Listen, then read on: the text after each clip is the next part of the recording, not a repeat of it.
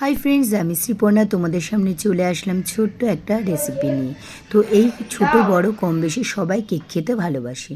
তো আমার ঘরেও সেরকম আলাদা কিছুই নয়। তা আমার ছেলে মেয়ে দুজনেই কেক খেতে ভালোবাসে, তা আমি এরকমভাবেই ঘরেই ওদের তৈরি করে দিই। তাই তোমাদের সাথেও আজকে ভাবলাম একটু শেয়ার করি। তো কাপের মেজারমেন্ট অনুযায়ী পরিমাণটা ঠিকঠাক নিলে কিন্তু কেকগুলো ফুলবেও আর সফটও হবে।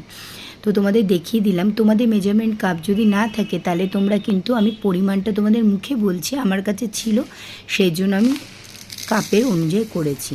তো প্রথমে বলেছি 1 কাপ যদি ময়দা নাও তাহলে তার সমপরিমাণ চিনি নেবে, আর তার হাফ নেবে হচ্ছে কোকো পাউডার, আর তার সাথে দেখতেই পাচ্ছ আমার কাছে মেজারমেন্ট স্পুনগুলো ছিল বলে সেই জন্য আমি করেছি।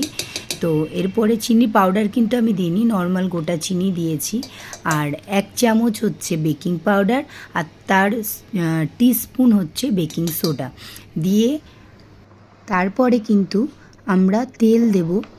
অল্প পরিমাণেই তেল দেবে, তোমরা হাফ কাপ তেল দেবে, আর তার সাথে হাফ কাপ দুধ দেব।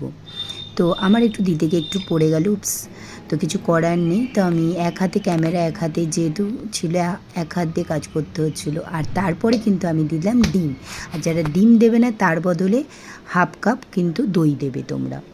তো যাই হোক, এরপরে ব্লেন্ড করার পরে দেখতে পেলে স্মুথ একটা পেস্ট করে নিলাম। আর তারপরে এরকম কাপ কেকের মোল্ডের মধ্যে আমি এই কেকগুলো ভালো করে ডিপ করে নিলাম, মানে দিয়ে দিলাম। আমার কিন্তু যেই পরিমাণে নিয়েছিলাম ব্যাটার 4টে কিন্তু হয়েছে। তা তোমরা বুঝতেই পারছো কতটা হবে।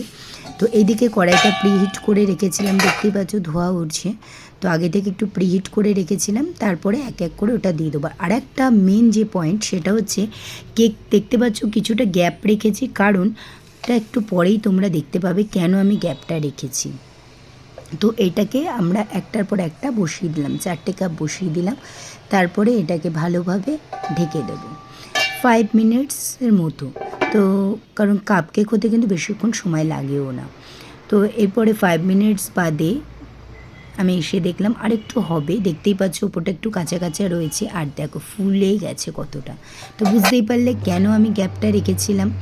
তো তোমরাও কিন্তু এরকমভাবে বাড়িতে ট্রাই করে দেখতে পারো। আর একটা লাস্টে কিন্তু অবশ্যই চেক করে নেবে যে কোনো কিছু একটা দিয়ে, কাঠি দিয়ে, যে ওটার মধ্যে গায়ে যদি লেগে না থাকে তাহলে ভাবে তোমার কেক ডান।